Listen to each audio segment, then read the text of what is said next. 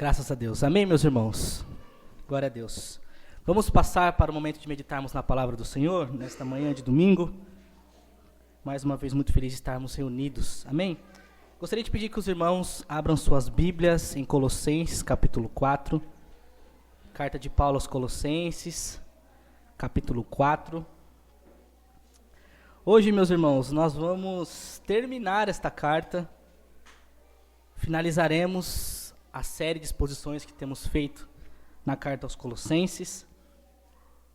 Aprendemos muitas coisas, sobre Cristo, sobre sua obra e como nós vivemos a partir daquilo que cremos. E hoje nós finalizaremos essa carta e na semana que vem nós começaremos outro livro com a graça de Deus. Amém?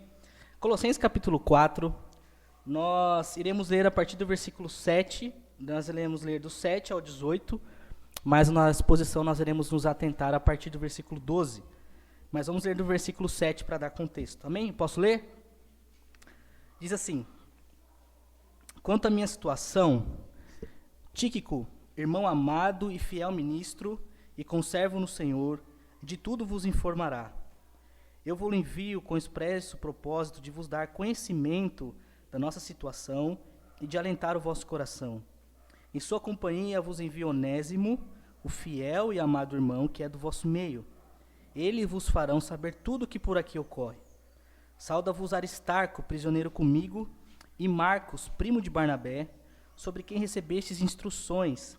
Se ele for ter convosco, acolhei-o. E Jesus, conhecido por justo, os quais são os únicos da circuncisão que cooperam pessoalmente comigo pelo reino de Deus. Eles têm sido meu lenitivo. Sauda-vos Epáfras, que é dentre vós, servo de Cristo Jesus, o qual se esforça sobremaneira continuamente por vós nas orações, para que vos conserveis perfeitos e plenamente convictos em toda a vontade de Deus. E dele dou testemunho de que muito se preocupa por vós, pelos de Laodiceia e pelos de Hierápolis. Sauda-vos Lucas, o médico amado, e também Demas. Saudai os irmãos de Laodiceia e Ninfa, e a igreja que ela hospeda em sua casa. E uma vez lida esta epístola perante vós, providenciar para que seja também lida na igreja dos Laodicenses. E a dos de Laodiceia, lede igualmente perante vós. Também dizei a Arquipo, atenta para o ministério que recebestes no Senhor para o cumprires. A saudação é de próprio punho, Paulo. Lembrai-vos das minhas algemas. A graça seja convosco. Vamos orar mais uma vez. Deus santo e bendito, nós estamos mais uma vez, Senhor, diante da Tua poderosa palavra. A Tua palavra, Senhor, que é viva, que é eficaz e que transforma os nossos corações. A Tua palavra, Senhor, é que nos rege. A Tua palavra, Senhor, é que nos guia. É a Tua palavra, Senhor, que nos orienta. A Tua palavra, Senhor, é a Tua vontade escrita para que nós a cumpramos, Senhor. Que o Senhor nos ajude, que nós possamos glorificar a Ti e que possamos não apenas aprender sobre a Tua palavra, mas vivermos a partir dela, Senhor. Em nome de Jesus, amém. Amém, meus irmãos. Como eu disse, nós iremos finalizar a carta hoje, Foram alguns meses nessa carta e nós tivemos muitas lições nessa carta maravilhosa. E aqui nós entramos na última sessão da carta, onde Paulo, depois de falar dos deveres familiares, então ele vai falar, como o marido deve se comportar com a sua esposa, como a esposa deve ser submissa ao seu marido, como os filhos devem ser obedientes aos seus pais, como os pais não devem irritar os seus filhos. Depois ele entra nas questões sociais do trabalho, de nós como servos, trabalhadores, devemos fazer nosso trabalho para o Senhor, e não para os homens, não para o patrão, porque é a Deus em que servimos. Em contrapartida, ele também diz para que os patrões, honrem os seus servos com equidade, com justiça, porque os patrões também têm um chefe acima deles, que é o Senhor. E depois ele vai falar sobre os deveres eclesiásticos, que nós devemos saber como falar, ter as palavras temperadas com sal, aproveitar as oportunidades. E daí ele vai entrar agora nessa última sessão aqui, que é as saudações finais. E algo interessante, meus irmãos, que nessa carta pequena de 4 capítulos, nós vemos Paulo reservar 10 versículos para falar de pessoas. É um volume muito considerável de versículos, e nenhuma outra carta de Paulo tem tanto espaço falando de pessoas como na carta aos Colossenses. Ele reserva 10 versículos, nós lemos aqui do 7 ao 17, são 10 versículos, e ele cita 10 pessoas nesses 10 versículos. A grande maioria com características dessas pessoas. Na semana passada, o Elenon expôs do versículo 7 ao versículo 11, citando os 5 primeiros homens que Paulo vai citar, que é Tíquico, Onésimo, Aristarco, Marcos e Jesus. Eu só vou passar rapidamente por eles, porque foi o que ele pregou e nós para termos um pouco de contexto. E hoje nós vamos falar a partir do 12, que são os 5 últimos nomes que o apóstolo Paulo vai citar. Então vamos lá, ele falou sobre Tíquico. Tíquico era o portador da carta, então quem está levando essa carta à igreja é Tíquico, né? Nós sabemos que Paulo está preso em Roma, ele escreve essa carta, e o portador dessa carta que vai sair de Roma e levar essa carta lá para Colossos, né, lá na Frígia, né, na atual Turquia, é esse Tíquico, que ele não leva a sua carta de Colossos, e juntamente com o Tíquico está Onésimo, né, um personagem que nós conhecemos bastante, que é o escravo, que fugiu da casa de Filemão, da igreja de Colossos, foi visitar Paulo na prisão, se converteu ao evangelho, e Paulo vai dizer para ele assim: Onésimo, você é muito importante para mim aqui, mas agora que você se converteu, você precisa voltar à casa do seu senhor, que é Filemão, e Filemão é o responsável pela igreja de Colossos, que ele hospeda em sua casa. Né? Então o Tíquico e Onésimo estão com essas 2 cartas na mão, a carta de Colossos e a carta a Filemão, né? E eles vão levar ali para o povo.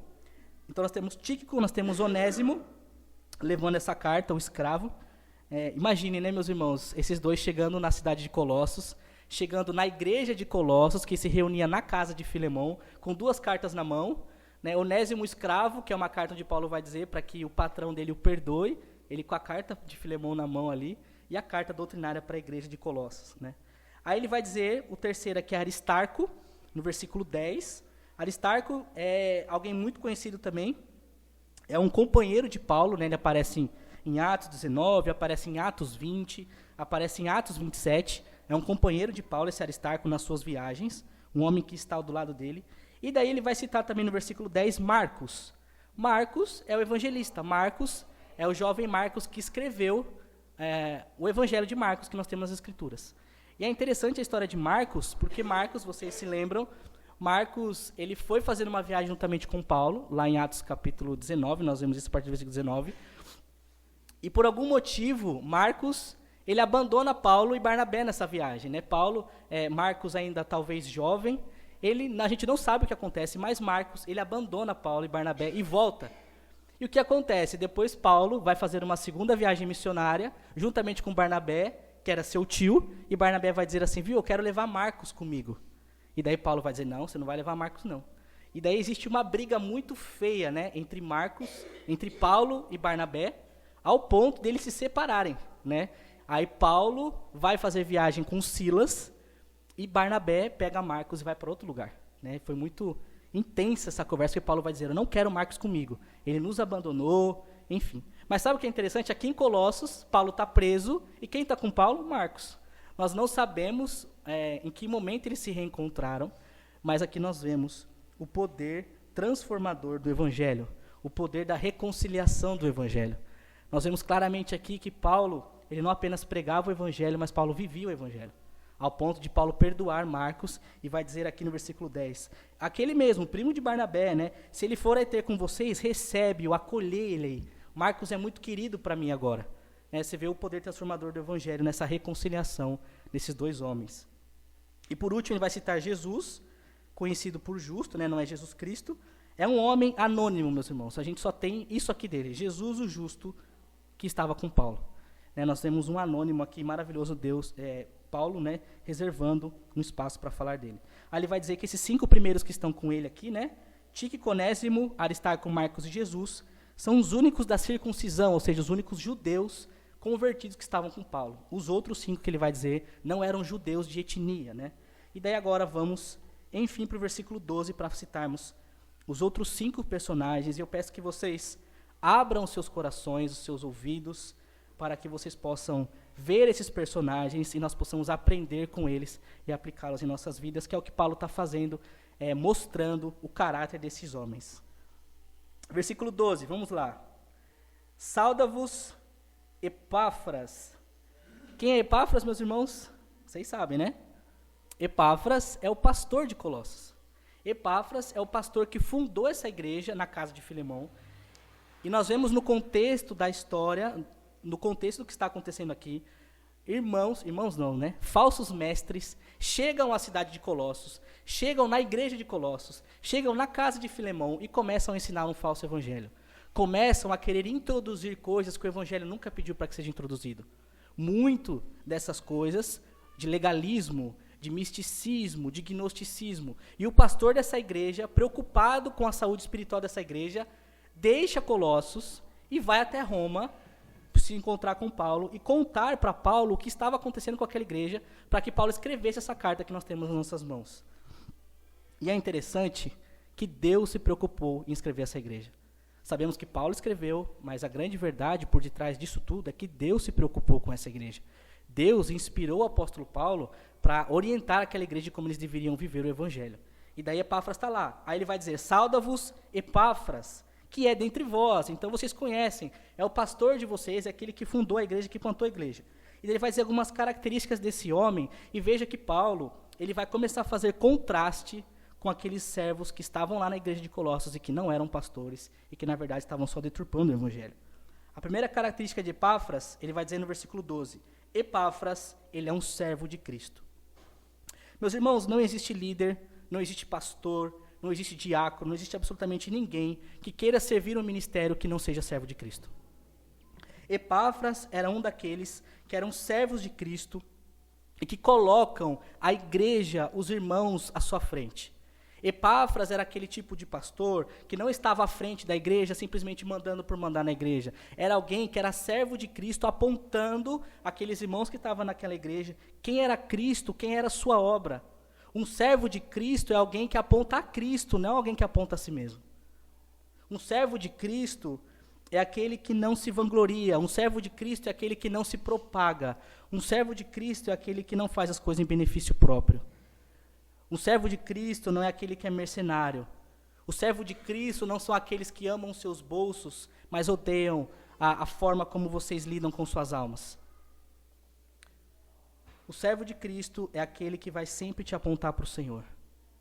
E aqui, percebam, meus irmãos, que essa carta, não só essa como todas as outras, era para essa carta ser pega pela igreja, aberta, o pergaminho, e lida e exposta à igreja, assim como nós fizemos aqui. Versículo por versículo. Alguém era responsável por pregar essa carta à igreja de Colossos. E Paulo vai dizer assim, olha, sauda-vos, que está aqui comigo, Epáfras. Então nós já sabemos que Epáfras não voltou, né? Quem voltou com a carta foi Tíquico e Onésimo. Epáfras fica. Tanto que na carta a Filemão, Paulo vai dizer que Epáfras é prisioneiro comigo.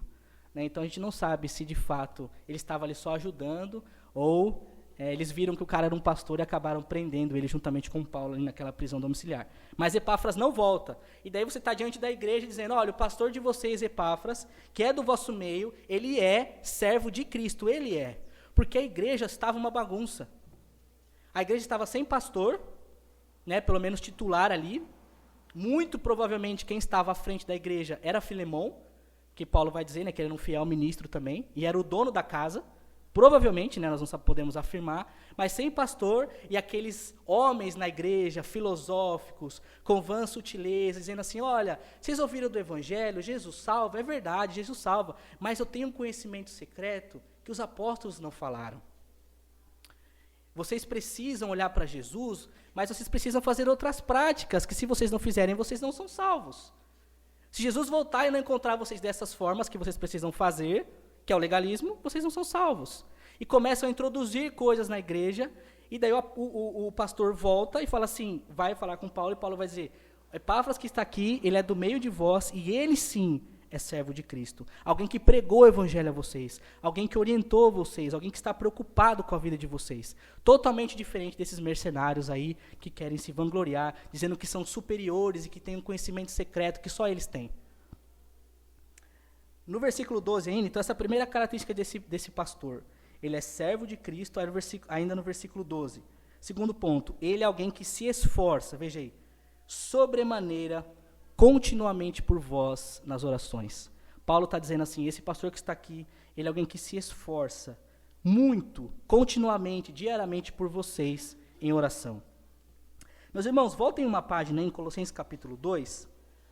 Colossenses capítulo 2, versículo 1 e 2, Paulo vai dizer assim para esses irmãos. Colossenses 2, do 1 ao 2, ele vai dizer assim: gostaria, pois, que soubesseis, então Paulo está dizendo assim, olha, eu quero que vocês saibam disso, que grande luta eu venho enfrentando por vós, mantendo por vós, pelos de Laodiceia, quantos não me viram face a face.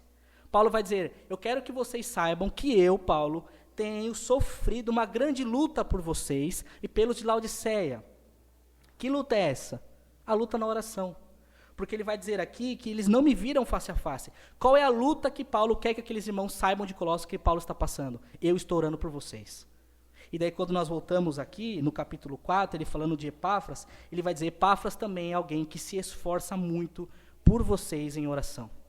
Essa é uma outra característica extremamente diferente daqueles falsos mestres. Os falsos mestres não se preocupam com a vida espiritual de vocês. Os falsos mestres sequer sabem o nome de vocês. O que eles querem é mostrar que são superiores a vocês. E Paulo vai dizer, ele está aqui, mas ele se esforça, orando por vocês, mantendo uma vida de oração, numa luta espiritual com vocês. É estranho, mas como que é aquelas frases que vai atrás do caminhão, né? Mas é mais ou menos isso, tem lutas mesmo, frase de caminhão, né? Tem lutas que só se vence de joelho. E é uma realidade, meus irmãos. O servo do Senhor que é piedoso é alguém que luta, que batalha, que está o tempo todo em oração pelos seus irmãos. O pastor ali, ele se preocupou ao ponto de sair da igreja para que o Senhor tivesse uma palavra àquela igreja para que eles não se desviassem. Ele estava ali o tempo todo orando, orando, orando. Totalmente diferente daqueles irmãos que só queriam glória para si. Nós somos bons, nós somos espirituais, vocês têm que fazer como eu faço, eu tenho um conhecimento secreto, você precisa deixar de fazer isso, você precisa fazer isso outro, para que você alcance um nível espiritual que eu tenho. E mais uma vez, existe um contraste, e nós precisamos orar uns pelos outros. Aqui Paulo está dizendo sobre um pastor que está lá, mas é responsabilidade da igreja se preocupar uns com os outros. O evangelho nunca será individualizado. O evangelho nunca será vivido você por você mesmo.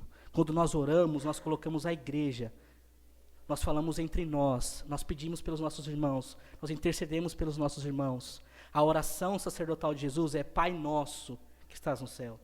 Não é para meu Pai, é Pai Nosso. O pão nosso de cada dia nos dai hoje. Perdoa as nossas dívidas. O que nós fazemos aqui na leitura congregacional é nós juntos orando a Deus a palavra. O evangelho precisa ser vivido dessa forma. E Epáfras tinha essa característica. Alguém, Paulo vai dizer, alguém que está sobremaneira continuamente orando por vós. Então, mas para que ele foi para Roma, né? Por que Paulo foi para Roma? Epáfras. Porque ele foi ali falar para Paulo dos problemas da igreja. Por que ali que ele foi pedir ajuda? Ainda ele vai dizer nesse versículo. Olha o motivo aqui no versículo 12 pelo qual Epáfras está lá com Paulo. Para estar continuamente orando por vós nas orações, para que vos, prestem atenção, esse é o motivo pelo qual Epáfras ora, para que vos conserveis perfeitos e plenamente convictos em toda a boa vontade de Deus. Esse é o motivo pelo qual Epáfras foi até Paulo, orando por aqueles irmãos, para que aqueles irmãos se mantessem o quê? Firmes, convictos, perfeitos e plenamente convictos na vontade de Deus. Meus irmãos, voltem um pouco aí mais uma vez, voltem uma página aí, em Colossenses capítulo 1, no capítulo 1, Paulo está começando a sua carta, no capítulo 1, no versículo 3, ele só disse ali aos santos e fiéis que estão em Colossos, olha o que ele vai dizer no versículo 3, prestem atenção que agora ele vai citar Epáfras. Paulo está dizendo à igreja, nós damos graças, versículo 3 do capítulo 1, nós damos graças a Deus Pai de nosso Senhor, quando oramos por vós, está vendo? Paulo está dizendo, nós oramos por vocês e nós damos graças a Deus. Por que Paulo dá graças a Deus? Desde que ouvimos, então está vendo aqui que Paulo ouviu sobre aquela igreja, desde que ouvimos a fé em Cristo, o amor que tendes para com todos os santos, e por causa da esperança que vos está preservada nos céus, na qual dantes ouvistes pela palavra da verdade do Evangelho, e que chegou até vós, como também todo mundo está produzindo fruto e crescendo. Acontece entre vós, olha lá, desde o dia em que ouvistes e entendestes a graça de Deus na verdade, segundo fostes instruídos por quem? Epáfras, o nosso amado conservo, e quanto a vós outros, um fiel ministro de Cristo, o qual também nos relatou do vosso amor em Cristo, no Espírito, né? Então, Paulo está dizendo aqui, nós lutamos em oração por vocês, Epáfras está aqui lutando em oração para vocês, para que vocês se mantenham firmes, convictos, inabalados, na convicção do evangelho que foi pregado no meio de vós. E lá no versículo 1, ele vai dizer qual que é esse evangelho que Epáfras instruiu eles. A fé em Jesus, o amor pela igreja, por todos os santos, e a convicção da esperança que há por vir.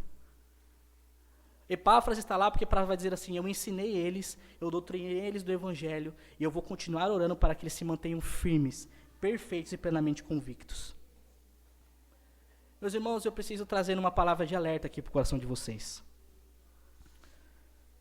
Não se enganem, não larguem a palavra. Uma vez que vocês ouviram, entenderam do evangelho, entenderam quem é Cristo, entenderam quem é a sua obra, não larguem da palavra do Senhor. Sejam firmes, inabalados, convictos na firmeza da fé que vocês têm em Cristo em sua obra. Cuidado com os falsos ensinos, cuidado com os falsos homens e com as falsas mulheres que pregam o evangelho que não é evangelho, que diluem o evangelho. Sabe o que Epáfras está dizendo? Eu oro por vocês para que vocês se mantenham convictos na verdade do evangelho. Sabe o que esses homens e essas mulheres fazem hoje? Eles te confundem. O que nós vemos nas mídias, o que nós vemos nessas grandes massas de evangelho, são pessoas que não estão preocupadas que vocês tenham convicção no Senhor. Estão preocupadas em te trazer dúvida. Estão preocupadas em abalar as suas bases teológicas. Cuidado, meus irmãos. E Epáfras, vai dizer que Epáfras não sabia de Bíblia, Epáfras era o pastor que instruiu eles na verdade. Só que Epáfras vai para Paulo e diz, Paulo, que você escreva essa igreja, que eles estão sendo perseguidos, alguns ainda estão fiéis e inabaláveis lá, até porque no capítulo 1 Paulo vai dizer aos santos e fiéis em Colossos, existiam aqueles que estavam firmes, que não negociavam a fé, existiam aqueles que estavam balançados, aqueles que estavam sendo influenciados pelo legalismo, pelo misticismo, e tem aqueles falsos mestres que estavam dizendo assim, olha, nós é que sabemos, nós é que sabemos. Cuidado, meus irmãos. A função de um pastor é manter vocês perfeitos, é o que ele vai dizer aqui, perfeitos e plenamente habilitados. Essa sempre será a minha preocupação. Como eu já disse aqui, amo debates teológicos, amo pegar temas e nós discutimos sobre temas, mas a nossa fé precisa estar muito bem alicerçada, porque o que mais nós vemos são pessoas querendo confundir a cabeça dos crentes.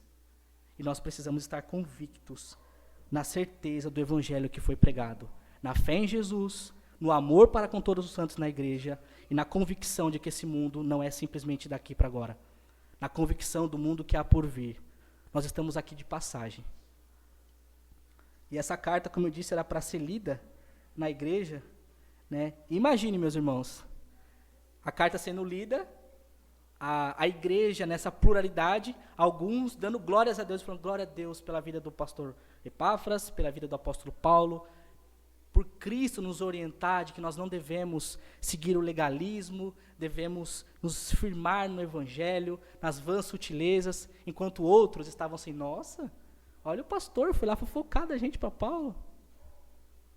Olha o pastor, porque Paulo vai dizer lá no versículo 1, eu ouvi, porque Paulo não conhecia a igreja de Colossos, Paulo não foi a Colossos. Paulo vai dizer, eu ouvi da fé que vocês têm, do amor que vocês têm, e por isso que nós damos graças a Deus, se mantenham assim. Para alguns na igreja de Colossos, Epáfras era fofoqueiro. Mas perceba, meus irmãos, que a grande verdade que está por detrás disso é que eles estavam, tanto Paulo, quanto Epáfras, quanto Cristo, estava preservando a pureza da igreja. Esse é o motivo pelo qual Epáfras vai a Paulo, para que mantenha a pureza da igreja, para que aqueles irmãos se mantenham santos e perfeitos e convictos na verdade do evangelho. Versículo 13, vamos lá. E daí ele vai continuar falando de Epáfras. Então nós vimos 3 características. Alguém que ele é servo de Cristo, que se esforça em oração por eles, e é alguém que quer manter aqueles irmãos perfeitos e plenamente convictos na verdade do evangelho que foi pregado. Aí ele vai dizer no versículo 13, e dele, de Epáfras, né, eu dou testemunho de que muito se preocupa por vós, pelos de Laodiceia e pelos de Herápolis. Alguns aqui vão dizer que Epáfras, esse homem, ele era pastor dessas 3 igrejas, né? Colossos, Laodiceia e Herápolis. Nós não temos como provar isso, o que nós sabemos é que ele era de Colossos, porque Paulo vai dizer que ele é do vosso meio, né?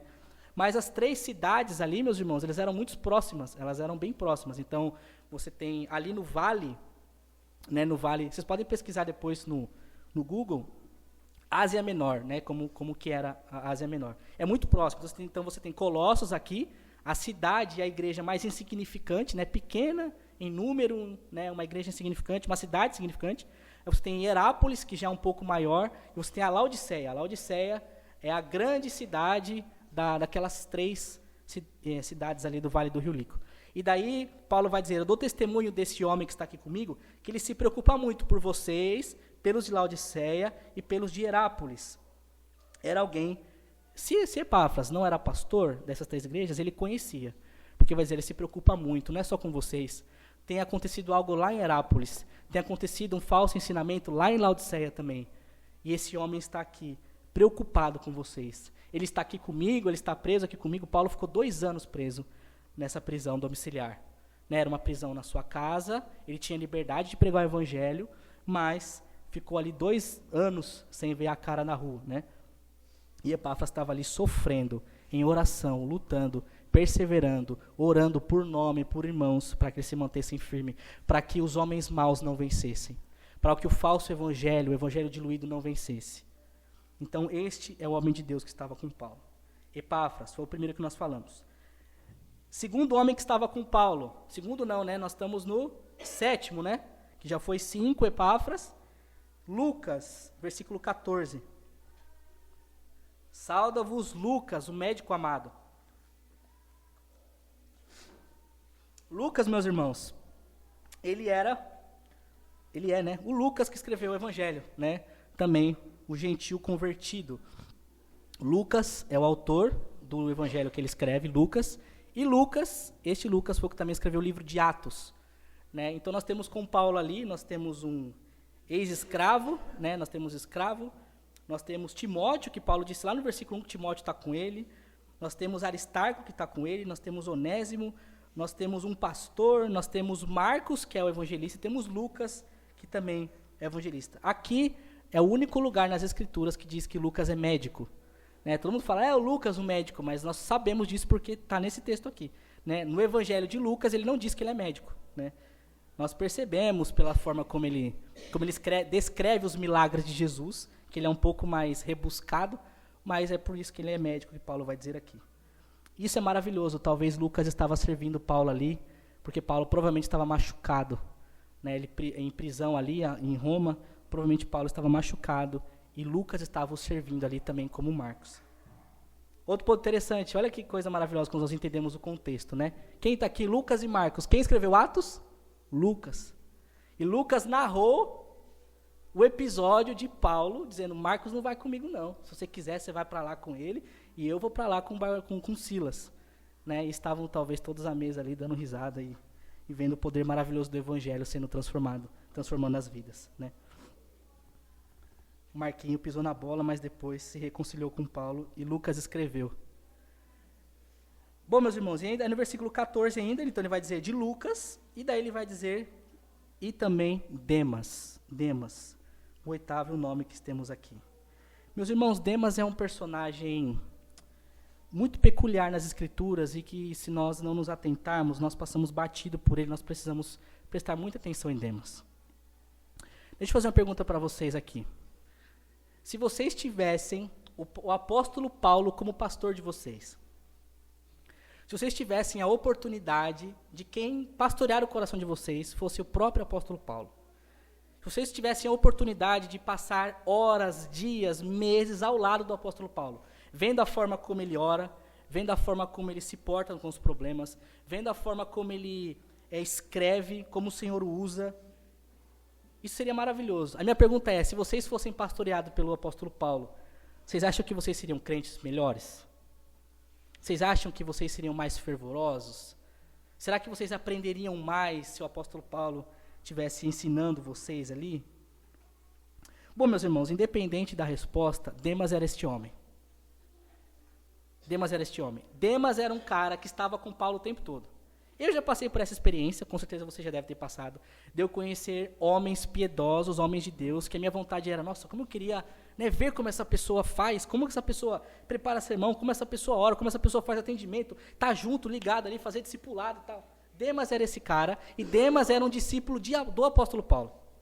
Do apóstolo Paulo. Nós vemos aqui Paulo dizendo, sauda-vos Lucas, o médico amado, e também, né, a saudação de Demas. E Demas foi esse homem, Demas foi esse companheiro de Paulo, que respirou o que Paulo fazia, que estava junto, sabendo das aflições, orando junto com o apóstolo Paulo ali. Mas, meus irmãos, por que esse personagem é tão peculiar? Porque algo muda um pouco mais à frente.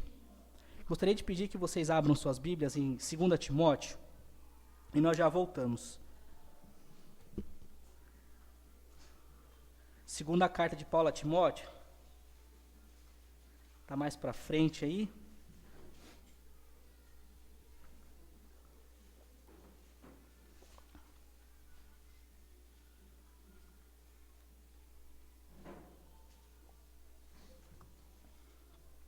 Segunda Timóteo, capítulo 4. Meus irmãos, a carta de Timóteo, a segunda carta de Timóteo que nós estamos abrindo, são as últimas palavras do apóstolo Paulo. Né, o apóstolo Paulo, são as últimas palavras dele, realmente ele vai morrer. O apóstolo Paulo aqui, em 2 Timóteo, ele está preso novamente, mas agora não mais em uma prisão domiciliar. Né, Paulo está preso num calabouço, extremamente frio, úmido, e Paulo sabe que ele vai morrer. Né, se você vai lendo 2 Timóteo, você vai ver as palavras de Paulo, e ele sabe que dali ele não passa, e de fato ele morre. Né, ele é morto aqui, são as últimas palavras de Paulo. E ele está escrevendo a um pastor, a Timóteo, que era um filho na fé dele. E olha o que ele vai dizer, 2 Timóteo, capítulo 4, versículo 9, o que ele vai dizer a Timóteo. Procura vir ter comigo depressa. Veja, ele fala assim, Timóteo, eu te amo, você é o meu filho na fé, venha ter comigo. Aí ele vai dizer no versículo 9, porque Demas, olha o Demas aí que estava com ele lá em Colossos, tendo amado o presente século, me abandonou. Esse foi para a Tessalônica. Crescente foi para a Galácia, Tito para a Dalmácia, somente Lucas está comigo, e toma contigo quem? O Marquinhos, e traze-o, pois me é útil para o ministério. Paulo, nos seus últimos momentos de vida, ele fala, Timóteo, vem ter comigo depressa. Eu estou aqui, só Lucas está aqui comigo, e eu quero que Marcos esteja aqui comigo, os dois evangelistas. Aí ele vai dizer, só que Demas, que era um companheiro de Paulo, que estava com Paulo praticamente em todas as suas viagens, ele vai dizer que Demas amou o presente século e o abandonou. Meus irmãos, sabe o que nós aprendemos com Demas? Nós aprendemos com Demas que nós não podemos subestimar o mundo. Nós aprendemos com Demas de que aquele que está de pé, vigie para que não caia. Nós aprendemos com Demas que pastor não salva ninguém. Nós aprendemos com Demas que a vida cristã precisa ser vivida diariamente diante do Senhor. Você precisa pregar o evangelho para você todos os dias. Algo aconteceu na vida de Demas. Alguém que estava do lado do próprio apóstolo Paulo, e Paulo vai dizer, olha, sabe Demas, ele me abandonou. Ele amou o presente século. Não é tipo assim, Paulo, fica aí que eu vou fazer uma outra viagem missionária. Ele abandonou Paulo, ele abandonou o evangelho. As prioridades de Demas mudaram. Algo aconteceu e ele foi seduzido pelo mundo e o reino ficou para depois. E o evangelho ficou para depois. E o apóstolo Paulo, que precisava dele, foi abandonado. Nós não podemos, meus irmãos, subestimar o mundo. Não negociem. Preguem o evangelho para vocês todos os dias. Aquele que está de pé, vigie para que não caia. Nós vemos aqui claramente uma troca de prioridades, onde Demas, por algum motivo, abandonou Paulo, amando o presente século. Vocês percebem por que Epáfras, lá em Colossos, está dizendo assim, Paulo, eu oro continuamente com você, com os irmãos que estão aqui, Demas estava junto lá, para que eles se mantenham firmes, convictos, inabalados, na verdade do evangelho, para que eles não amem o mundo, eles não abandonem o evangelho. E a minha pergunta para vocês é, meus irmãos, como estão as prioridades de vocês? O reino, de fato, tem sido prioridade no coração de vocês? De fato, vocês têm o Senhor como a primazia? Ou estamos tão enredados com esse mundo e construímos as nossas cabanas, as nossas tendas, para viver aqui, como se aqui fosse a eternidade? Nós temos os nossos deveres familiares, os nossos deveres eclesiásticos, os nossos deveres sociais, mas a convicção do Evangelho é na esperança que há por vir. E Demas perdeu isso de vista. Quando nós vemos irmãos deixando o seio da igreja, quando nós vemos irmãos abandonando a igreja, abandonando a fé, não é só sobre o que as pessoas passam a fazer, é sobre quais são as verdades que elas negociaram. Quais foram as verdades que eram os alicerces delas, de estarem no seio da igreja, que agora não é mais alicerce? Quais são as verdades que elas negociaram, que elas abandonaram, que elas vacilaram e que agora não tem mais estrutura para estar no seio da igreja? Perceba que a verdade do Evangelho precisa ser pregada, vivida e algo diariamente. Não vacile, não dê oportunidade, meus irmãos. Se nós olharmos para Efésios capítulo 6, nós vamos ver Paulo dizendo para nós nos revestirmos da armadura de Deus. E é interessante que quando você vê pessoas pregando esse texto de Efésios capítulo 6, geralmente, pelo menos é o que eu já ouvi várias vezes, se revistam da armadura de Deus. Para quê? Para batalha espiritual. É a armadura de Deus para você bater no diabo. É a armadura de Deus para você ir contra os inimigos e os demônios. Essa é a armadura de Deus. Se revista para a batalha como um guerreiro, como um soldado, com alguém que vai à frente e que desbrava. Essa é a aplicação que geralmente fazem da armadura de Deus. Existem músicas disso, guerreiro, marche, na ideia de Efésios capítulo 6. Só que se você ler o texto de Efésios capítulo 6, a armadura de Efésios capítulo 6 é uma armadura de defesa, não é uma armadura de ataque. Você vai ver Paulo dizendo aos Efésios: se revistam para que permaneçam firmes, se revistam para que permaneçam firmes, se revistam para que se permaneçam firmes. Conta, quando vinham as setas inflamadas do inimigo, que ele ataca, vocês estão firmes e inabalados. Nós precisamos estar firmes na verdade do Evangelho. Não é para sair que nem doido aí, querendo dar espadada no inimigo. É vocês estarem firmes, alicerçados na doutrina do Evangelho, porque vocês não fazem como Demas, que em algum momento se desarma, ama o presente século e abandona o Evangelho. Que o Senhor nos ajude. Nós temos do lado de Paulo, Marcos, que o abandonou no começo da viagem, mas que foi reconstituído, e alguém que estava com Paulo em Colossos, mas que num futuro breve iria o abandonar. Essas são as pessoas que estão com Paulo.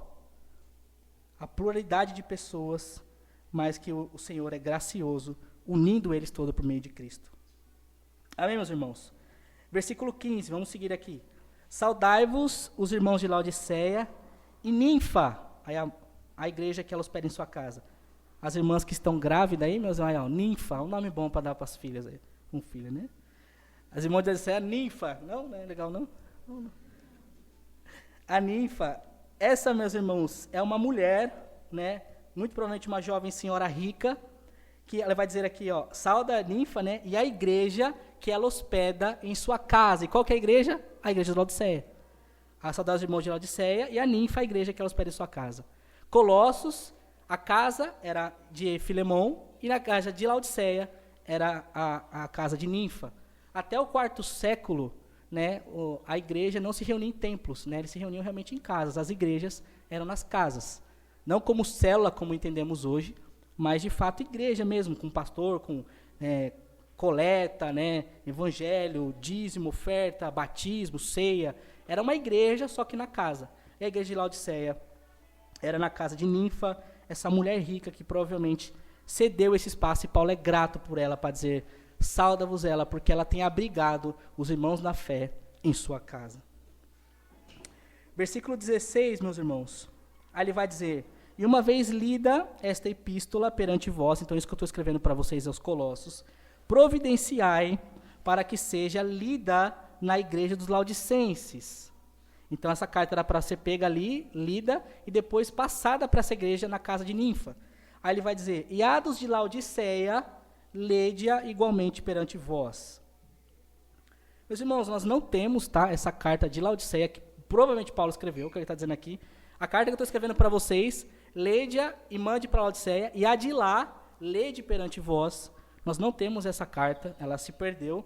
Aprove a Deus na sua providência de que nós não teríamos ela no cânon. Nós não temos, de fato, o que Paulo escreveu aos Laodicenses, né? Nós temos só o que Paulo escreveu à igreja de Colossos. Mas um ponto interessante é que nós não temos a carta de Paulo, mas nós temos João, em Apocalipse, escrevendo essa igreja de Laodiceia. Né? As 7 igrejas da Ásia Menor, Laodiceia está lá. Né? E é interessante que quando nós vemos João escrevendo as Laodicenses, infelizmente, meus irmãos, a igreja de Laodiceia se perdeu de vez. Nós não sabemos o que aconteceu com Colossos, né? João não escreve a igreja de Colossos, mas a igreja de Laodiceia que João escreve, inspirado pelo Espírito, palavras de Deus, aquela igreja é a pior igreja da Ásia Menor. Porque eles eram ricos, abastados, e quando você vai ver em Apocalipse, eles vão dizer, nós somos ricos, abastados, se amoldaram à cidade, que era uma cidade rica, então agora é uma igreja rica, as megas igrejas, nós não precisamos mais de nada, nós temos ouro, nós temos prata. E daí vem a palavra do Senhor contra essa igreja e vão dizer, vocês são miseráveis, vocês são cegos, vocês são pobres, vocês são nus. Antes fosse que vocês fossem frios ou quentes, mas porque vocês são mornos, a minha vontade é vomitar vocês. Essas são as palavras de Deus para aquela igreja de Laodiceia. Infelizmente, o falso ensino acabou se propagando naquela igreja, e uma igreja que se perdeu. Né? E Deus ali, por meio de João, chamando essa igreja ao arrependimento. Se arrependam, porque senão eu vou acabar com vocês. Mas, irmãos, independente de não termos a carta dos Laodicenses, uma lição que nós aprendemos aqui é que essas cartas que Paulo escrevia, João escrevia, né, que Pedro escreveu, essas cartas elas já eram um substitutivo, uma substituição já da presença dos apóstolos nos lugares. As igrejas já reconheciam os escritos dos apóstolos como Bíblia. A palavra aqui que era pregada já estava se mostrando a único meio de fé e prática daqueles irmãos. Sabe o que isso significa, meus irmãos? Prestem atenção nisso. Que desde o começo da igreja, desde a época dos apóstolos, o que já permeia a igreja é a palavra. O que permeia a igreja é a palavra.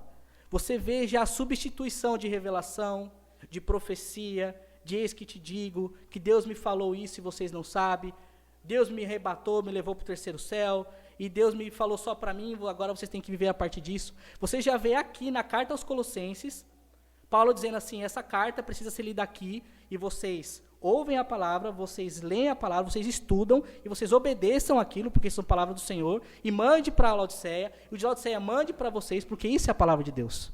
Não é isso que te digo, não é profecia, não é revelação, a palavra já habitava na igreja. É por isso que na formação do cânon, foi algo mais simples, porque as cartas, os pergaminhos, já eram conhecidos da igreja.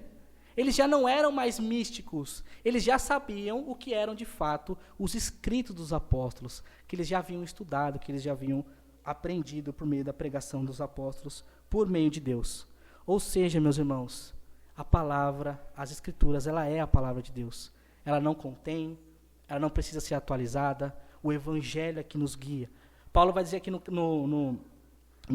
em Colossenses capítulo 3, que o que é que habita na igreja? Habite ricamente entre vós, nós estudamos isso, o quê? A palavra. É a palavra do evangelho que nos molda. Deus escreveu a Bíblia para que nós lêssemos, entendêssemos e vivêssemos a sua vontade. A mesma coisa é a oração, nós vamos entrar nisso em breve. Deus escreveu um livro, nós temos escrituras, o Saltério, é um livro de oração e canção. Não sabe como orar? Ora o Saltério. Ora o Saltério. Deus deixou escrito a sua vontade, o seu querer, é aquilo que Ele espera que nós vivamos. Ele deixou quem Ele é, quem é a sua obra, e como nós vivemos a partir daquilo que cremos. A carta de Colossenses é isso. Se as pessoas pegassem a carta aos Colossenses e elas lessem, elas deixariam de fazer as práticas que elas fazem. É a verdade do Evangelho que transforma nossos corações. É a verdade do Evangelho que nos molda. É a verdade do Evangelho que nos faz semelhantes a Cristo. Então nós vemos aqui a palavra de Deus escrita pelo apóstolo Paulo, já substituindo revelação, já substituindo tudo, porque é ela que regia já a igreja. É a carta que era escrita que já doutrinava a igreja. Versículo 17, estamos finalizando. Aí ele vai dizer, também dizei a Arquipo, o último personagem aqui, né? Atenta, né, para o ministério que recebeste no Senhor, para o cumprires. Arquipo, meus irmãos, ele era o filho de Filemon.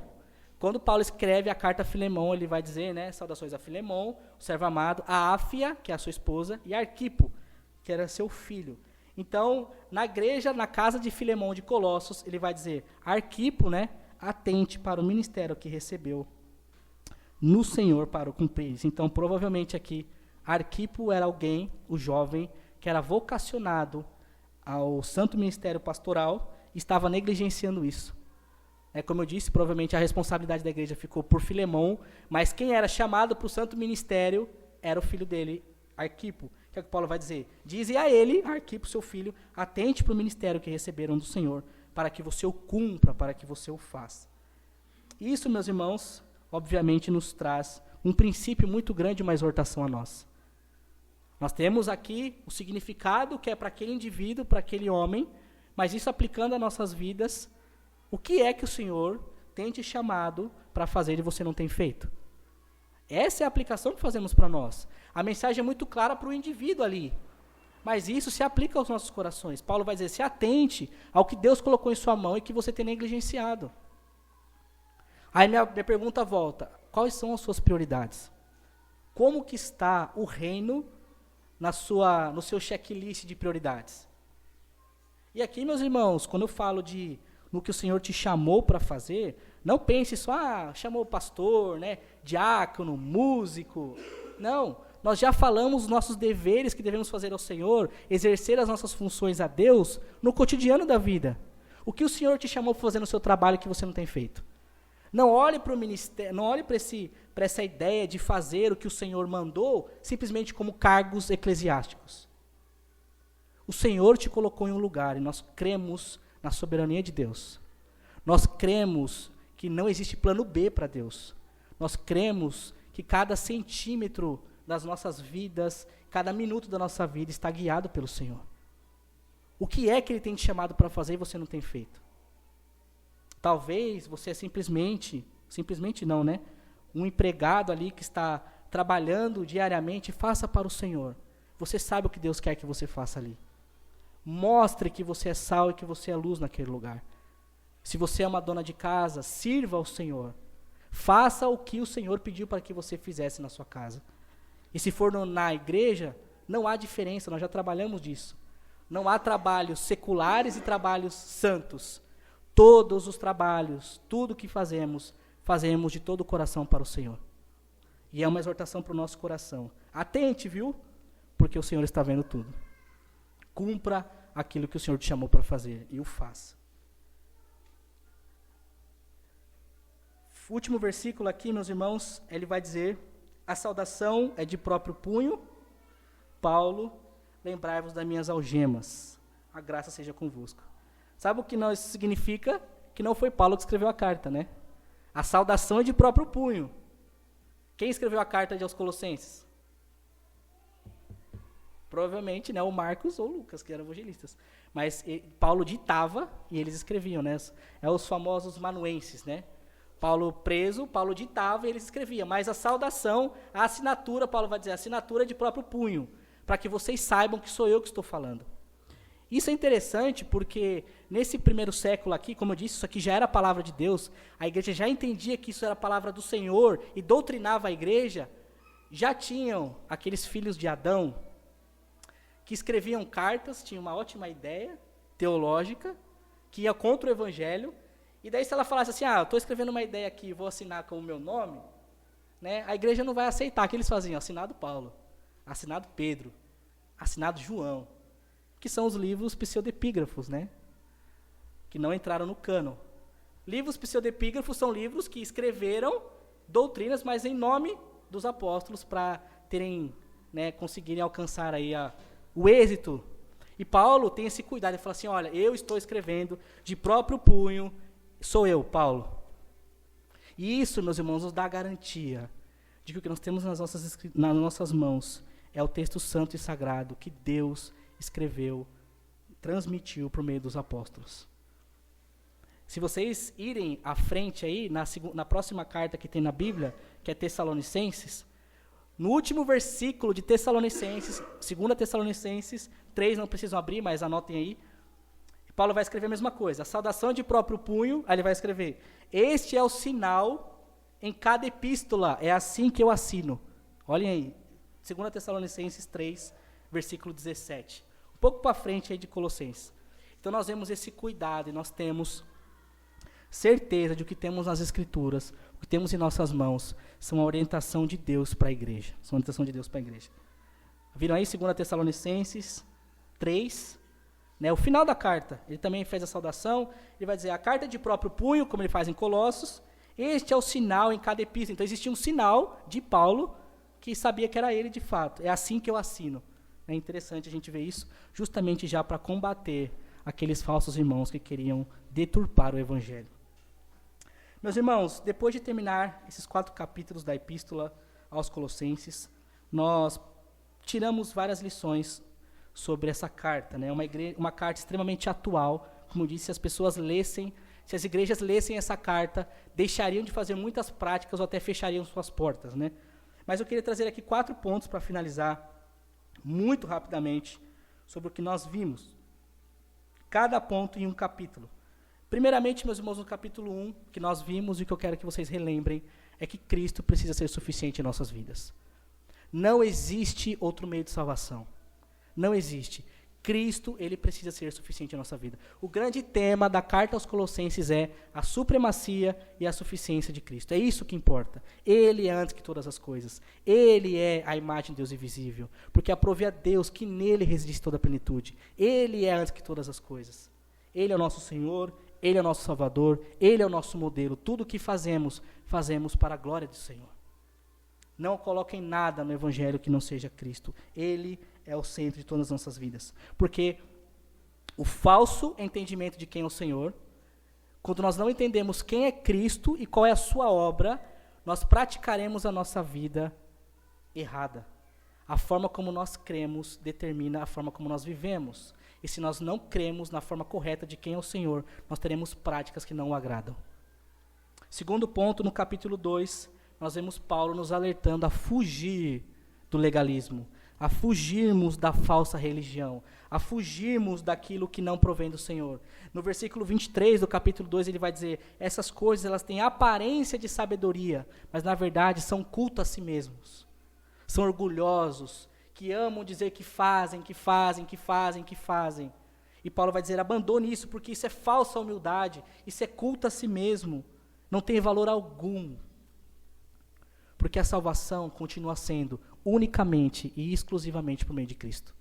Somos salvos pela graça mediante a fé, e isso não vem de vós, é dom de Deus, não vem de obras, justamente para que ninguém se glorie. E eu me lembro de que quando eu preguei em Colossenses capítulo 2, meus irmãos, não que se esqueçam disso, existem 2 religiões no mundo, apenas 2. O cristianismo ortodoxo e um movimento muito claro de Deus vindo resgatar o homem. Todos pecaram e destituídos foram da glória de Deus, e Deus com a sua graça nos salva. E tudo o que fazemos é consequência do que Cristo já fez. Nós só conseguimos amar porque Ele nos amou primeiro. Nós só conseguimos perdoar porque Ele nos perdoou primeiro. Nós só conseguimos ser misericordiosos com os outros porque Ele foi misericordioso conosco. O Evangelho pregado, Cristo somente, e todas as outras, existem 2 religiões, cristianismo e todas as outras é a religião de meritocracia.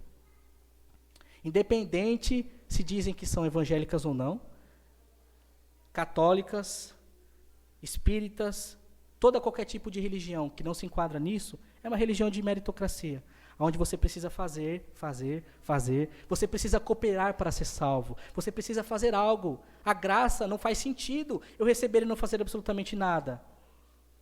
Perceba que só existem essas 2 classes, o evangelho e a doutrina, onde você tem que compartilhar, onde você tem que ajudar a Deus, onde é Cristo, mas eu preciso fazer mais alguma coisa. Fujam disso, que é o que Paulo vai trabalhar no capítulo 2. Fujam da aparência do mal, fujam desses homens que vão acrescentar algo que o Evangelho nunca acrescentou. E por isso o terceiro ponto é que estamos unidos a Cristo. Se estamos unidos a Ele, morremos para a nossa natureza, não para alcançarmos a salvação, mas porque somos salvos, vivemos, buscamos sermos mais parecidos com Cristo. Abandonando a ira, a cólera, a difamação, a palavra torpe do nosso falar, nos revestindo de misericórdia, de bondade, domínio próprio, de mansidão, amando a igreja e amando Cristo. Isso é o que nós devemos fazer, porque Ele fez por nós primeiro. E o último ponto aqui é que estamos, meus irmãos, no mundo, mas não somos do mundo. Né? Nós temos nossos deveres familiares, os nossos deveres sociais, os nossos deveres com a igreja, mas o nosso mundo não é daqui. Não somos como os Amishes, conhecem os Amishes, aquele grupo, né, que depois da reforma, aquelas cartolas pretas, né, que eles se afastaram do mundo social, porque entenderam que o mundo os contaminavam, eles vivem, até hoje, nas suas fazendas, isoladas de tudo. Isso não é o que a Bíblia nos pede. Nós precisamos ver no mundo, mas também nós não somos mundanos. Nós estamos aqui glorificando a Deus através do trabalho, através da família, através da igreja, mas sabendo que não somos daqui. E assim, meus irmãos, nós fechamos essa carta maravilhosa, uma carta que nós aprendemos muito. E o meu desejo do meu coração, meus irmãos, é que vocês não se esqueçam.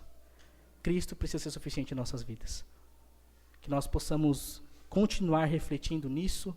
Volte a Colossenses. Quando se depararem com legalismo, com práticas que não convêm ao Evangelho, voltem a Colossenses.